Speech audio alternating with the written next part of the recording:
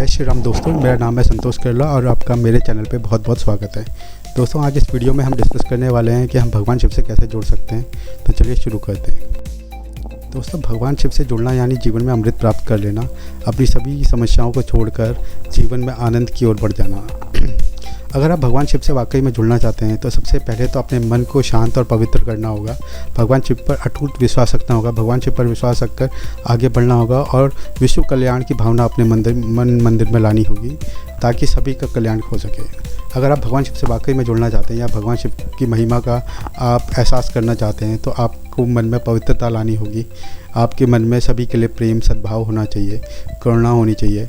आप आगे बढ़ते रहिए, अपने कर्म करते रहिए, लेकिन साथ साथ विश्व कल्याण की भावना लेकर कर्म करिए, सारे जो भी आप कर्म कर रहे हैं। और निश्चित तौर पर आसक्ति से आपको दूर रखना होगा। आसक्ति का मतलब होता है लो फ्रीक्वेंसीज़।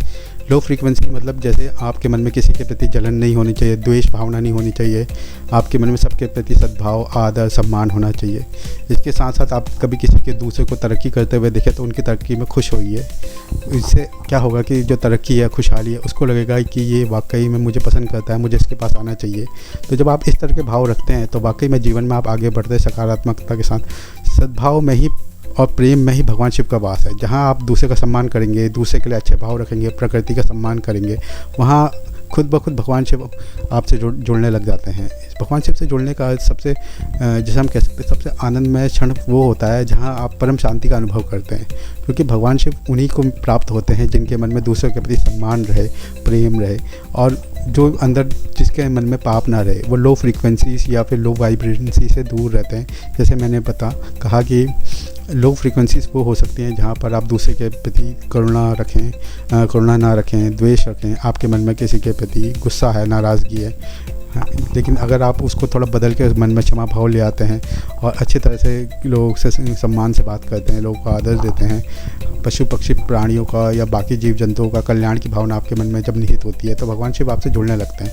आप निश्चित तौर पर भक्ति करिए, आप इस तरह के कर्म करिए जिससे लोगों का कल्याण हो, तो भगवान शिव आपको अवश्य प्राप्त होते हैं। भगवान शिव का प्राप्ति करने का एक और तरीका है मंत्रों की साधना। आप मंत्रों के थ्रू भी भगवान शिव को अपने अंदर जागृत कर सकते हैं। मंत्र जब मैं कहता हूँ तो यहाँ पे 2-3 मंत्र हैं, लेकिन जो सबसे सरल मंत्र है वो है ओम नमः शिवाय।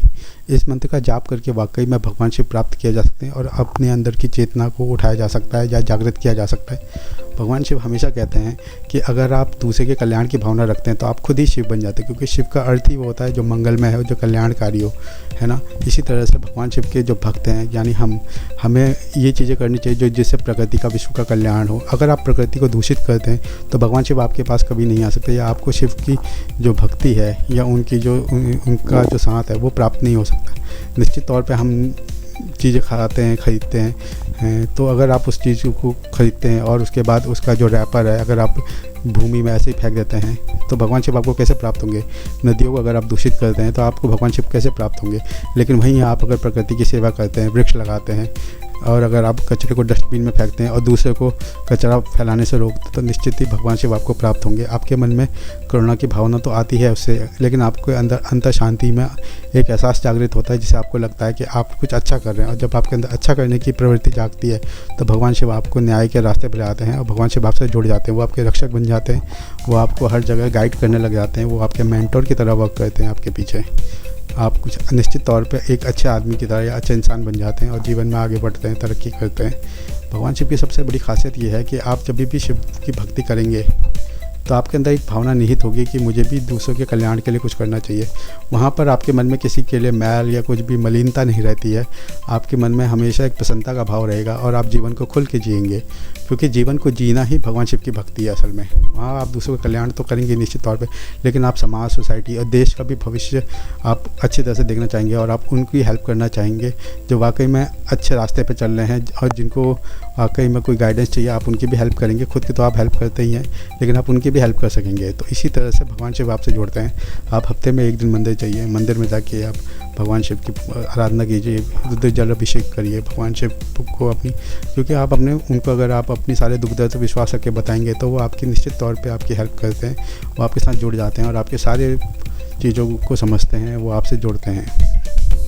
तो उम्मीद करता हूँ आपको ये छोटा सा वीडियो हेल्पफुल लगा होगा, आपको आइडिया लगा होगा कि आप भगवान शिव से कैसे जुड़ सकते हैं। तो भगवान शिव से जुड़ने का सबसे आसान तरीका है कि आप न्याय के मार्ग पर चलिए, सत्य का मार्ग पालन कीजिए और आप अच्छे कर्म करिए। इसी से आपको भगवान शिव की प्राप्ति होगी। उसके बाद मंत्र पद्धति है, साधना पद्धति है, उसका आप अनुसरण करिए। तो आपसे अगले वीडियो में फिर मुलाकात होती है। जय श्री राम।